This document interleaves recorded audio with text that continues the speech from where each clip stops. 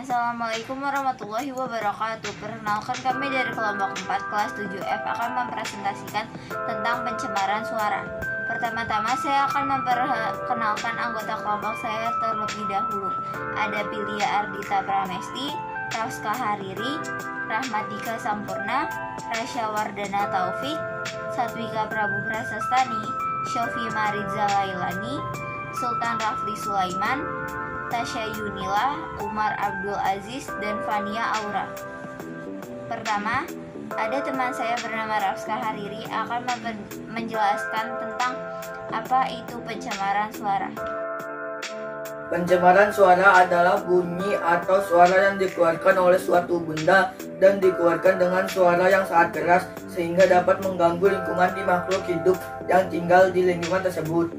Pencemaran suara diakibatkan suara-suara bervolume tinggi yang membuat daerah sekitarnya menjadi bising dan tidak. Penyebab pencemaran suara. Pencemaran suara dapat menyebabkan gangguan kesehatan bagi manusia dan satwa liar, dari kebisingan lalu lintas hingga konser musik rock. Suara yang keras dapat menyebabkan gangguan pendengaran, stres, dan tekanan darah tinggi.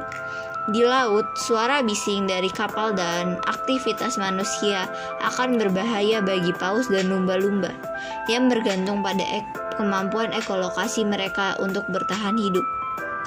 Lalu saya akan menjelaskan dampak dari pencemaran suara.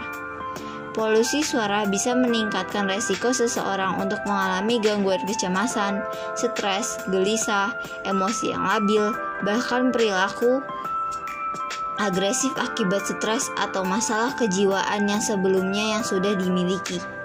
Polusi suara juga memiliki dampak yang berbahaya pada ibu hamil dan bayi baru lahir. Menurut WHO, pencemaran suara berdampak terhadap kesehatan manusia.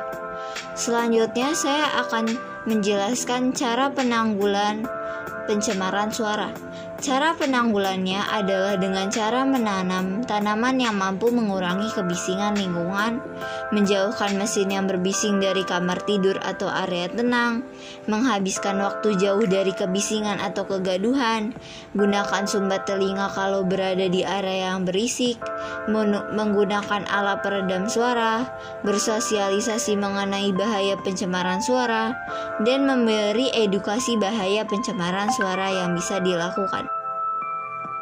Pencemaran suara adalah gangguan pada lingkungan yang diakibatkan oleh bunyi atau suara yang mengganggu ketentraman makhluk hidup di sekitarnya.